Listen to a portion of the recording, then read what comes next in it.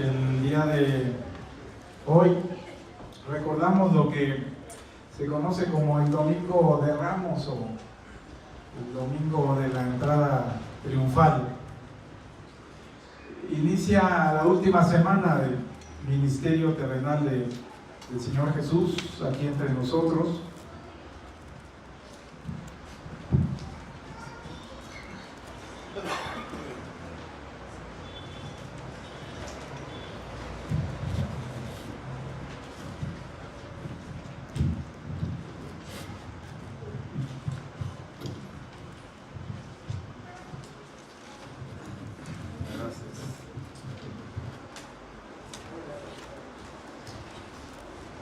¿Cuándo empezó a celebrarse esta semana?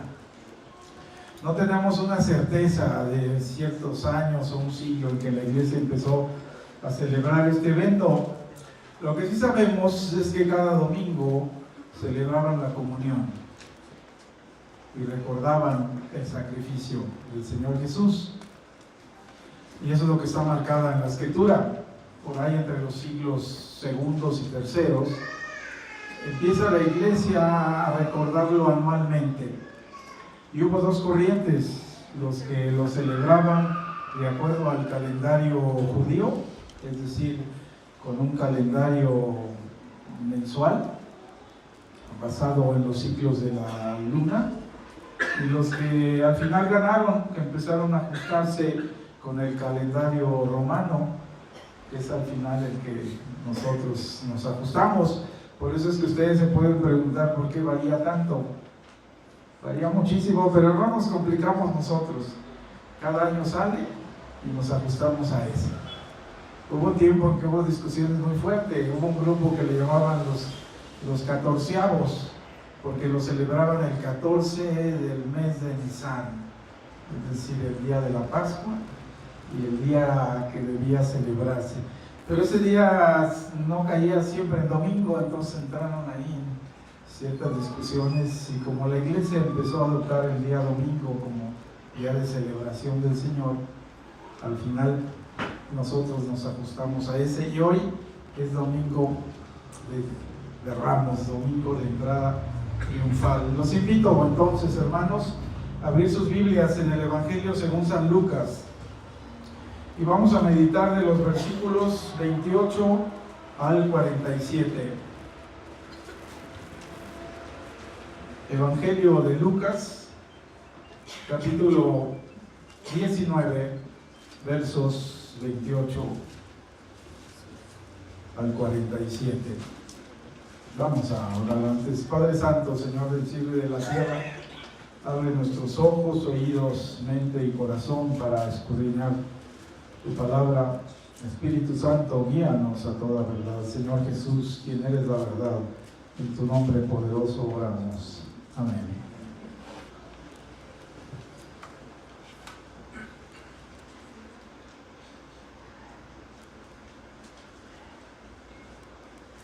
Dicho esto, Jesús siguió adelante, subiendo hacia Jerusalén. Cuando se acercó a Betfagé y Betania, junto al monte llamado de los Olivos, envió a dos de sus discípulos con este encargo: vayan a la aldea que está enfrente, y al entrar en ella encontrarán atado un burrito en el que nadie se ha montado. Desátenlo y tráiganmelo acá. Y si alguien les pregunta por qué lo desatan, díganle: el Señor lo necesita. Fueron y lo encontraron tal como él les había dicho. Cuando estaban desatando el burrito, los dueños les preguntaron: ¿por qué desatan el burrito? El Señor lo necesita, contestaron. Se lo llevaron pues a Jesús. Luego pusieron sus mantos encima del burrito y ayudaron a Jesús a montarse. A medida que avanzaba, la gente tendía sus mantos sobre el camino. Al acercarse él a la bajada del monte de los Olivos, todos los discípulos se entusiasmaron y comenzaron a alabar a Dios por tantos milagros que habían visto. Gritaban: bendito el Rey que viene en el nombre del Señor, paz en el cielo y gloria en las alturas. Algunos de los fariseos que estaban entre la gente le reclamaron a Jesús: Maestro, reprende a tus discípulos. Pero él respondió: les aseguro que si ellos callan, gritarán las piedras. Cuando se acercaba a Jerusalén, Jesús vio la ciudad y lloró por ella. Dijo: ¿cómo quisiera que hoy supieras lo que te puede traer paz? Pero eso está oculto a tus ojos. Sobrevendrán días en que tus enemigos levantarán un muro y te rodearán y te encerrarán por todos lados. Derribarán a ti y a tus hijos dentro de tus murallas. No dejarán ni una piedra sobre otra, porque no reconociste el tiempo en que Dios vino a salvarte. Luego entró en el templo y comenzó a echar de ahí a los que estaban vendiendo. Escrito está, les dijo: mi casa será casa de oración, pero ustedes la han convertido en cueva de ladrones. Todos los días enseñaba en el templo, y los jefes de los sacerdotes, los maestros de la ley y los dirigentes del pueblo procuraban matarlo. Sin embargo, no encontraban la manera de hacerlo, porque todo el pueblo lo escuchaba con gran interés. Hasta ahí la lectura de la palabra. Me gustaría que meditáramos en tres cosas en este pasaje: el rey humilde; dos, el gozo y la petición del pueblo; y finalmente el llanto del rey.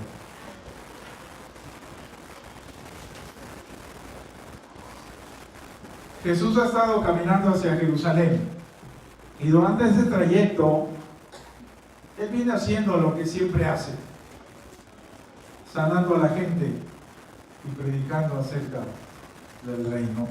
Son dos cosas que Él hacía con excelencia: sanaba a la gente y predicaba como ningún otro ha predicado. Y se acercan a Jerusalén. Él les había dicho en varias ocasiones, cuando menos en 3 que registran los evangelios, que iba a ser necesario que el Mesías fuera entregado a los gentiles, que lo golpearan, que lo castigaran y que lo mataran, y que resucitara posteriormente. Sin embargo, la Escritura es muy clara que aunque Jesús se los dijo cuando menos en 3 ocasiones, ellos no entendían de lo que les estaba hablando. Dice la Escritura que les estaba de lado, y aun cuando decían: ¿qué es esto?, tenían temor incluso de preguntarle a Jesús. Formaba parte del plan de Dios. Y ahorita en esta narración que nos hace Lucas, que difiere un poquito de la que hace Mateo, según leímos, y algunas diferencias también con los otros evangelios, aunque en esencia coinciden en lo siguiente: que Jesús estaba en control de todo. Y hoy lo vamos a poder dilucidar o entender en base al cumplimiento de las profecías. Alguien puede pensar: bueno, es que Jesús lloró por la emoción de este día, que todos lo aclamaban. Y no es cierto eso. Muchas veces lo aclamaban y muchas veces lo criticaban. La Biblia habla que multitudes lo seguían. Tal era la cantidad de multitudes, dice que se agolpaban, no podían ni pasar él, ni ellos hacia él. Muchas veces, recuerdan, tuvo que tomar como escenario natural una playa y se subía a una barca porque estaba llenísimo de gente. Lo aclamaban mucho. Y normalmente él decía: calma. Después que alimentó a las multitudes, dice la Escritura, entendiendo que lo querían hacer rey, se alejó de ahí. No era algo que tentara a Jesús la popularidad. No era algo que lo impactara, dijéramos, de manera especial. En la Escritura, hermanos, encontramos que Jesús, además de ser un excelente médico, un excelente predicador, era una persona muy transparente. A veces se describe ahí en los evangelios que Jesús miró a alguien de una manera especial, y dice la narración: y mirándolo fijamente le amó profundamente. ¿Cómo sería nuestro Señor de transparente, que podían saber lo que Él estaba pensando o quería hacer por la gente? Imagínense esa mirada. A lo mejor pueden ver ustedes a unos enamorados, pero no es la misma. Dicen que ellos lo tienen como de borreguitos, ¿verdad? El Señor Jesús era diferente. A veces se enojaba. Cuando menos se describen 2 veces que lloró. En esta que vamos a analizar, y cuando ocurre a resucitar a su amigo Lázaro. No era que fuera muy diferente, que no pudieran saber cómo era, qué estaba sintiendo. Realmente la Escritura lo narra como es Jesús, un gran personaje, Dios mismo viviendo entre nosotros. Y esta entrada triunfal, creo, a mi entender,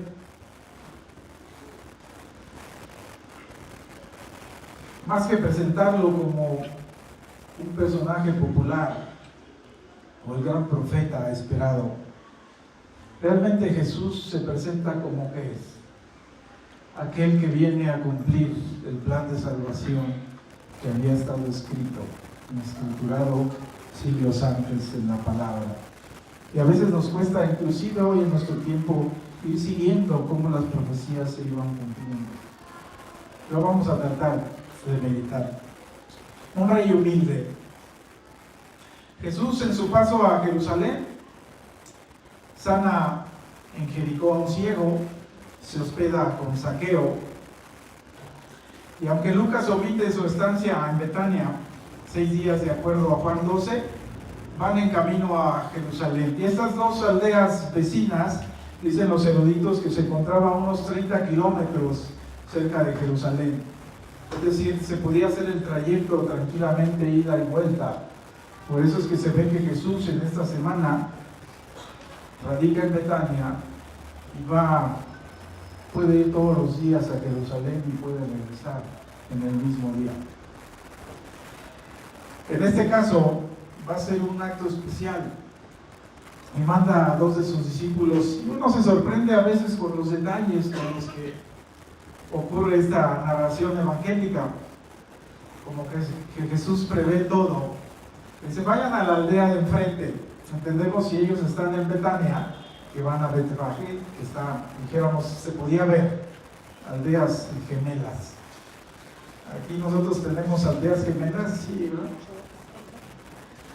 Mesa, Iztapalapa.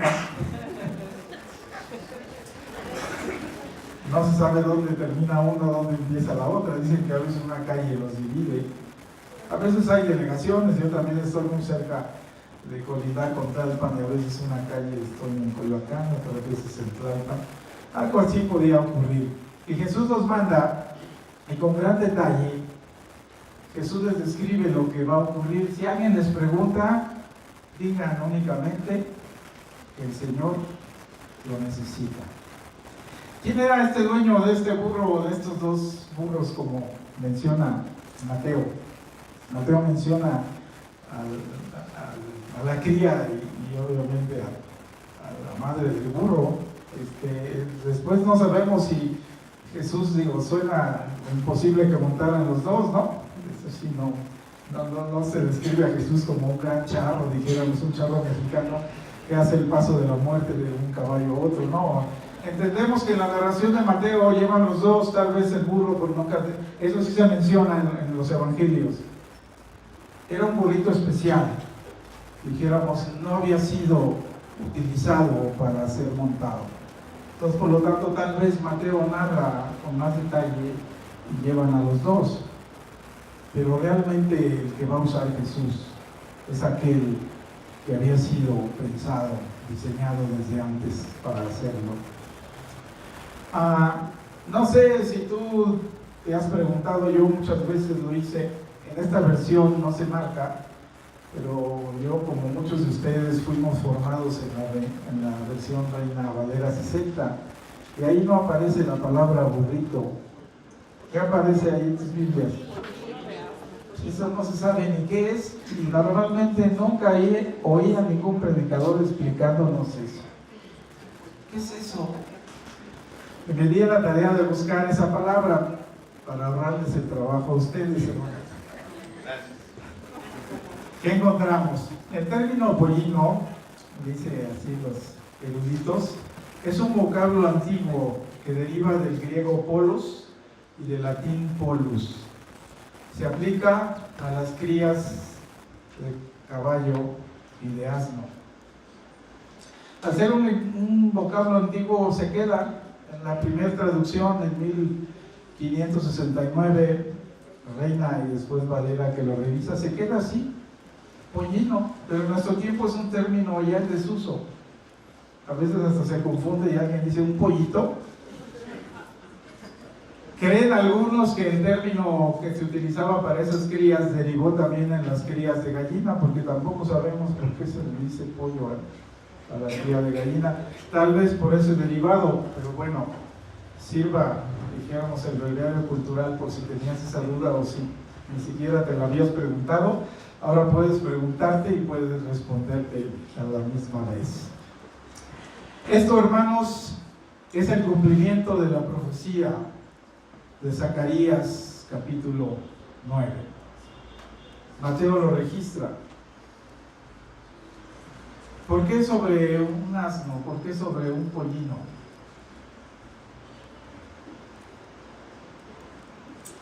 Dos cosas se mencionan. Un burrito que nadie ha montado.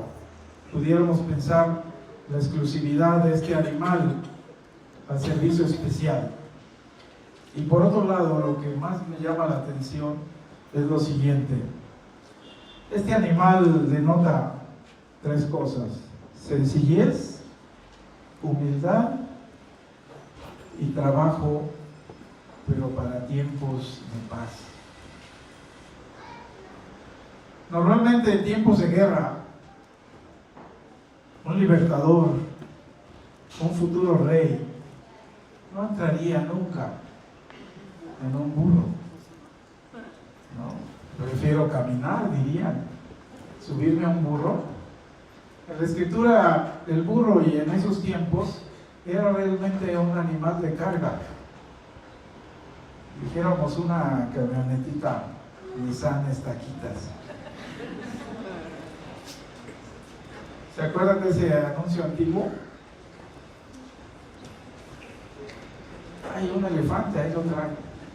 Es para eso. ¿Quién iba a usar ese vehículo para entrar donde te van a aclamar? No entrarías en eso. Hoy entrarías en el mejor carro o en uno descapotable, tal vez, para que te vean. ¿Me va siguiendo? Es lo que implica eso, no únicamente algo humilde, algo escrito inusual, sino realmente es un instrumento para tiempos de paz. En la escritura a veces se menciona que alguien lo usaba, ¿no? ¿Recuerdan aquel profeta Balán? Iba en una burra que hasta habló. Realmente Balán no era un hombre rico, iba queriendo obtener riqueza, pero se le describe como tal, entonces va en una burra. ¿Quién utilizaba una burra como medio de transporte? El que no tenía para el caballo. En ese tiempo esperaban que el Mesías los liberara, ¿pero de qué? ¿Cuál era la esclavitud de ellos? Los romanos. Que me liberara del yugo de lo que existe acá afuera. Y ahí el burro no sirve para eso. El Señor Jesús va entrando en ese animal preparado para Él, porque va cumpliendo una profecía escrita mucho tiempo antes.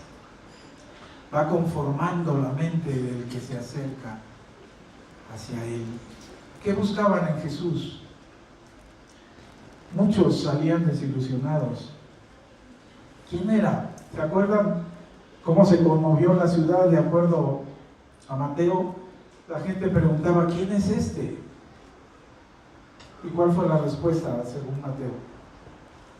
Jesús, el profeta de Galilea. De Galilea, como dice la Escritura, puede salir algo bueno. ¿Quién es este profeta? Tal vez algunos estudiosos dicen, mira, quiere cumplir la profecía. Y toma un burrito. No sabían ellos cómo Jesús lo había preparado, con todo detalle. Algunos eruditos piensan que la persona que se lo prestó sabía para qué. Dentro del círculo de seguidores de Jesús, muchos no eran conocidos, entendíamos su círculo cercano, sus 12. Luego la misma Escritura narra que había un círculo más cercano, que eran 3. Y después de ahí se empieza a extender. La Biblia dice que había muchas mujeres que lo apoyaban. Pero eso solo lo conoce Jesús. Algunos eruditos piensan que este era otro seguidor de Jesús, por el cual con toda confianza mandó a sus discípulos a pedirle algo. Si tú hubieras sido, no te hubieras sentido honrado que Jesús te hubiera elegido para eso. Jesús no poseía nada, no era necesario que él poseyese nada. Él es el rey de todo, el dueño de todo. Y sin embargo se ajustó a sus condiciones, confiaba en sus seguidores. Tú eres uno de ellos. ¿Qué puedes ofrecerle a Jesús? Los mantos tienen algo especial. Dice la Escritura aquí que una vez que traen el animal, todos ponen sus mantos y ayudan a Jesús a montarse. Algunos piensan porque en realidad quien ha estado en el campo, una vez tuve una oportunidad de subirme a un burrito y no se lo recomiendo. Su trabajo es cargar, y te puede cargar a ti, pero ¿qué crees? No se siente muy padre cuando vas arriba de uno de ellos. De entrada son pequeños, ¿sí? A veces si tú estás grande casi puedes tocar. No es lo más adecuado. Algunos piensan que le hicieron una almohada, pero no es así, ¿eh? Quiero llevarte, si tienes tiempo, de ir a un pasaje en Segunda de Reyes 9:13.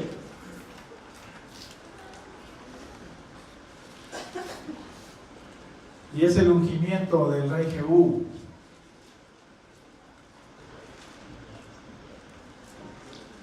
Y una vez que llega un profeta muy rápido y le pone aceite y sale corriendo, y de pronto le preguntan, ¿qué pasó? ¿Qué te dijo el profeta? Y él no quería decirle, hasta que dijo, pues me ungió rey de Israel. Y aquí ocurre esto, dice, dicho esto, todos se apresuraron a tender sus mantos sobre los escalones a los pies de Jehú, luego tocaron la trompeta y gritaron, ¿qué? ¿Me va siguiendo? Como esto tiene un gran simbolismo. Sus discípulos pusieron sus mantos. Y después ocurrió que entre la gente, conforme veían caminar a Jesús sobre este animal, también lo tendían en el piso. Era un reconocimiento hacia un rey. Número 2, el gozo y la petición del pueblo. Lucas menciona que la alabanza utilizada empieza a surgir entre los seguidores de Jesús. Verso 37 y 38 dice así: al acercarse él a la bajada del monte de los olivos, todos los discípulos se entusiasmaron y comenzaron a alabar a Dios por tantos milagros que habían visto. Y gritaban: bendito el Rey que viene en el nombre del Señor, paz en el cielo y gloria en las alturas. Los otros evangelios ponen la palabra en hebreo que se usó en ese momento, que es Hosana. Hosana significa Sálvanos, es una palabra en plural. Está descrita especialmente en muchos salmos, pero de manera particular en el Salmo 118. Y te voy a invitar a que vayas en tus Biblias ahí. Salmo 118, versículos 25 y 26.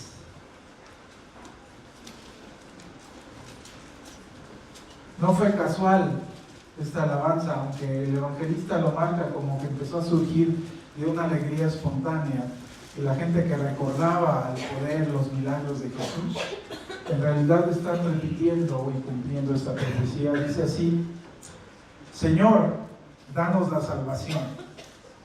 Hosana, en hebreo. Señor, concédenos la victoria. Bendito el que viene en el nombre del Señor. Desde la casa del Señor los bendecimos. ¿Se te hace parecido a la alabanza que hicieron ellos? Es esencialmente la misma. Sálvanos. Siempre uno se pregunta, ¿qué salvación pide uno? Si estuvieras frente a Jesús, ¿qué le pedirías tú?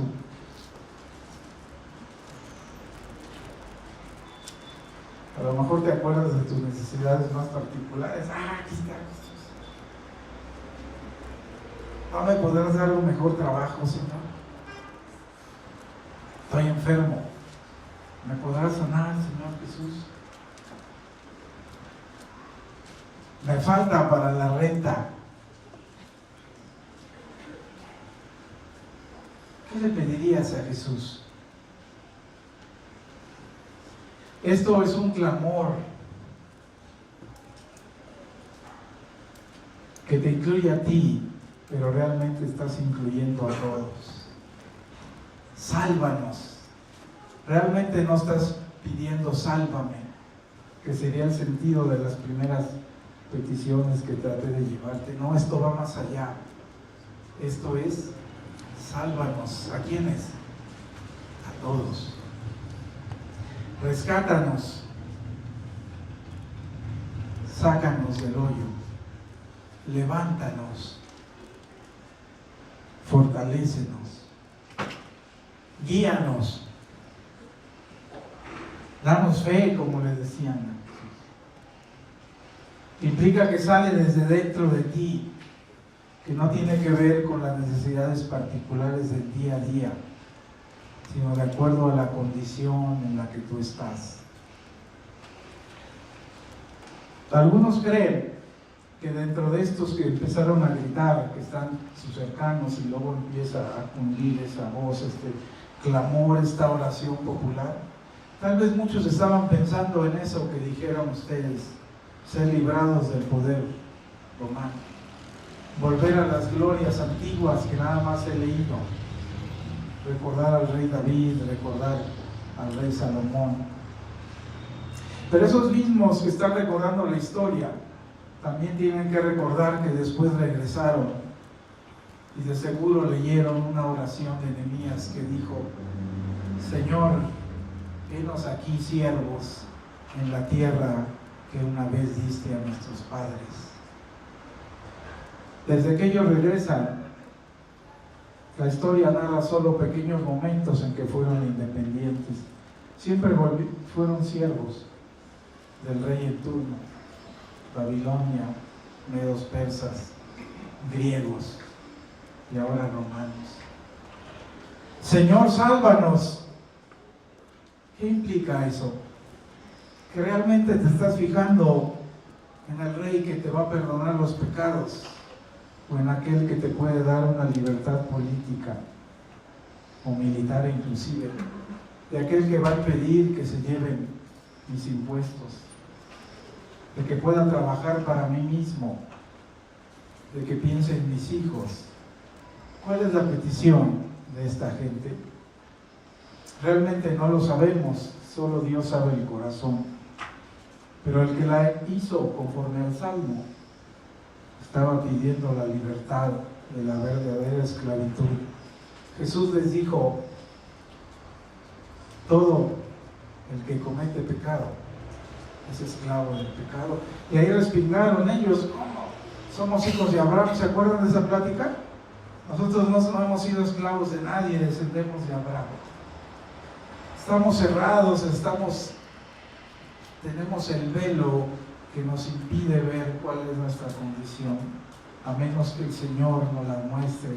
Y ahí Él va montado en un burrito, oyendo este salmo: sálvanos, paz en el cielo y gloria en las alturas.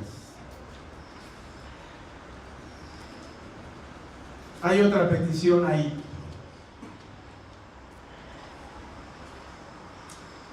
Los fariseos, por acallar la multitud,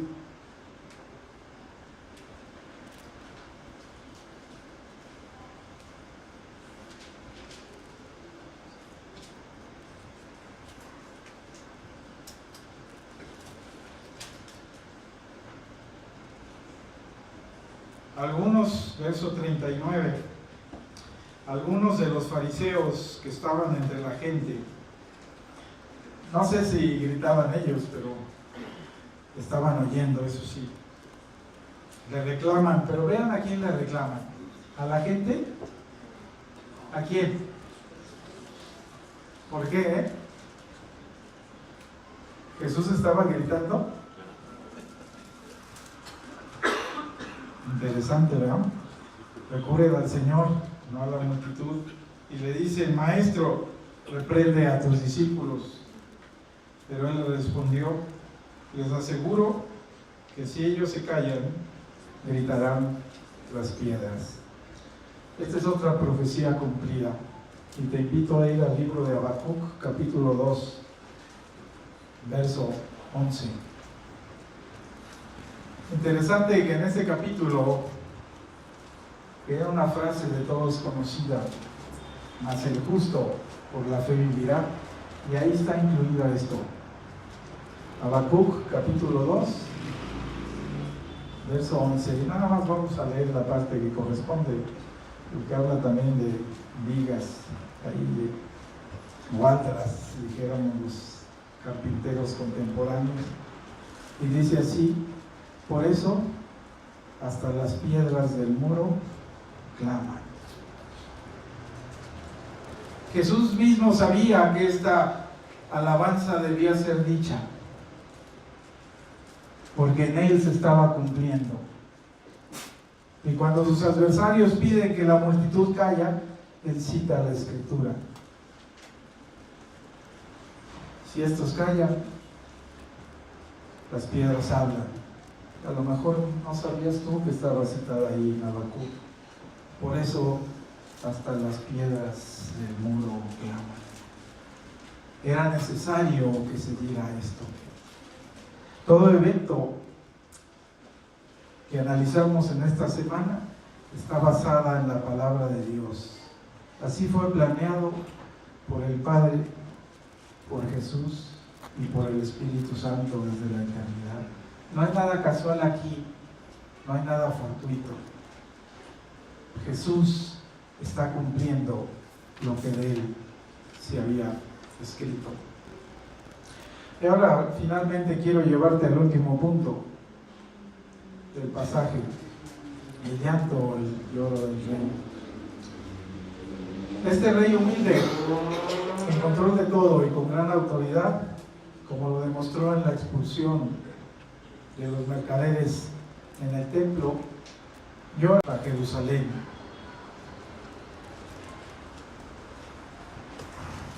¿Por qué llora Jesús? ¿Te has preguntado? ¿Se emocionó? ¿Por qué lloramos nosotros? Nosotros tenemos múltiples razones, hasta a veces ni sabemos por qué. Lloras cuando estás triste, lloras cuando estás frustrado. Algunos lloran cuando están contentos, pues sí, no sé por qué, a mí no me ha pasado. Lloras de enojo, lloras de ira, lloras de compasión por otros. A veces tú no estás sufriendo, pero ves a alguien sufrir y lloras. Somos muy chillones. Y hay algunos de ustedes más todavía. Dijéramos que yo no era tanto, pero como que me ando haciendo. No sé si sea la edad.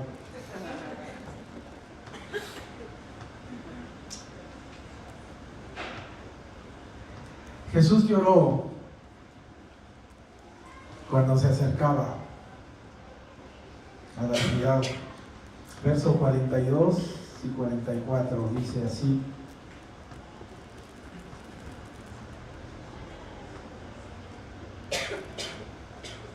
...41 voy a referir, cuando se acercaba a Jerusalén. Es decir, todo esto ocurre fuera de Jerusalén. Hay gente, de acuerdo a las películas, que nos lo ubicamos todo esto adentro, ¿no? De acuerdo a Lucas, todo esto ocurre antes de entrar. Cuando se acercaba a Jerusalén, Jesús vio la ciudad y lloró por ella. Dijo: ¿cómo quisiera que hoy supieras lo que te puede traer paz? Pero ahora eso está oculto a tus ojos. Te sobrevendrán días en que tus enemigos levantarán un muro y te rodearán, te encerrarán por todos lados, te derribarán a ti y a tus hijos dentro de sus murallas, no dejarán ni una piedra sobre otra, porque no reconociste el tiempo en que Dios vino a salvarte. Y ahí, hermanos, ahí me voy sobre la versión Reina Valera, que aquí sí me gustó más. Dice: no reconociste el tiempo de tu visitación. Si uno lo lee así y uno conoce algo de historia, dice: el Señor Jesús se está refiriendo a la destrucción de Jerusalén en el año 70, realizada por el que iba a ser emperador en ese entonces, general Tito. Y según hablan los historiadores, Flavio Josefo entre ellos, que fue una destrucción terrible. Bueno, dijéramos las que hacían en su momento. Y aunque no destruyeron totalmente la ciudad, sí la dejaron deshabitada. Y ocurrió algo así: los que estaban adentro defendiéndose, así los acribillaron. Son tiempos de guerra, hermanos, también no nos sorprendamos. Pero el Señor Jesús estará hablando de eso, de esa destrucción histórica. Él la debió conocer, no tiene imposibles, ellos manejan la historia, nuestro Dios Trino maneja eso. Pero yo creo, hermanos, que el llanto del Señor Jesús es algo que muy pocas veces experimentamos nosotros. Hemos estado acostumbrados, de acuerdo a nuestra doctrina, a pensar que es Dios el que salva, es Dios el que llama, y que su gracia es irresistible y que es prerrogativa de Él. Y entonces, hermanos, nos hemos hecho como aquellos que ya recibimos algo y que le damos gracias a Dios. Pero ¿y los otros? Y a uno dice: pues bueno, oportunidad tuvieron, han de haber oído la palabra y no creyeron. Pero así no se observa el Señor Jesús, quiero decirte. Él sabía todo esto y esos argumentos que tú y yo tenemos, Él los conoce. Él sabía de la dificultad entre arminianos y calvinistas, claro que lo sabía. Pero aquí lloró el Señor Jesús. Como quisiera que hoy supieras lo que te puede traer paz. Y no creo que estuviera hablando de la destrucción de los romanos, no. Está hablando del muro, del velo que tú y yo vamos creando en nuestra ciudad, en nuestra vida, en nuestra familia y a veces trágicamente también en nuestra iglesia. ¿Qué construimos ahí? Un muro para que no entre ni salga nadie. Un muro donde yo me sienta seguro, donde no tenga que llorar por nada ni por nadie. Un muro donde no me importa si hay gente afuera que deba entrar o no deba entrar. Yo ya estoy adentro. ¿Para qué llorar entonces? Pues eso le toca a mi Señor, que llore Él, tal vez puede decir. Y yo te invito a que pienses como el Señor Jesús, si es posible. ¿Cómo quisiera que hoy entendieras lo que significa la paz de Dios? Esa reconciliación, esa declaración que en unos días va a ser en sus últimos momentos consumado es. Hay paz para los hombres. Tal vez es una paz que tú no quieras porque ni la conoces ni la deseas, pero es una paz que te otorga este Rey humilde que va entrando en un burrito. ¿Cuántas veces te ha visitado ese Rey humilde? ¿Cuántas veces has oído cómo quisiera que tú oyeras esto? ¿Cuántas veces la gente que no ha de creer ha oído? ¿Cuántas veces? Y me sigue sorprendiendo que mi Señor Jesús haya llorado, porque me falta eso. No sé cómo estés tú. Yo a veces, como Él dice, quisiera que tú y yo lloráramos también como Él, que experimentáramos lo que significa que alguien quede velado, que no entienda la paz del Señor. El Señor Jesús toda esta semana va a estar hablando sobre esa paz. Yo no sé cómo oyes tú esta palabra, si te impacta o es únicamente los únicos 2 lloros del Señor Jesús que están registrados, o realmente quieres experimentar y sentir lo que Cristo ve en el corazón del hombre. Vamos a orar.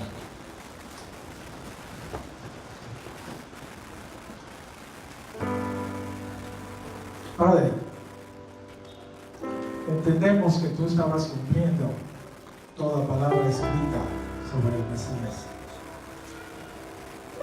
y que era necesario que vinieras a este mundo y nacieras de mujer y cumplieras todo lo que se había escrito de ti, que fueras ese Rey humilde entrando en un burrito, pregonando la paz que se estaba dictando desde el cielo. ¿Quién escucha tu llamado? ¿Quién oye tu voz? Permite, Señor, que podamos seguir experimentando tu poder, tu paz, pero que podamos tener compasión, Señor, por aquellos que no han escuchado, o que escuchando como estos tienen todavía un velo. Permite, Señor, que seamos transformados por esta paz que hemos recibido, porque nos has compartido de tu Espíritu, Señor Jesús, y ese Espíritu que mora dentro de nosotros nos ha transformado. Que vivamos, Señor, como una iglesia digna de ti, Señor, compartiendo esta gracia que hemos recibido, lo que de gracia recibiste, dando de gracia. Agradecemos el poder de tu palabra. En tu nombre poderoso oramos.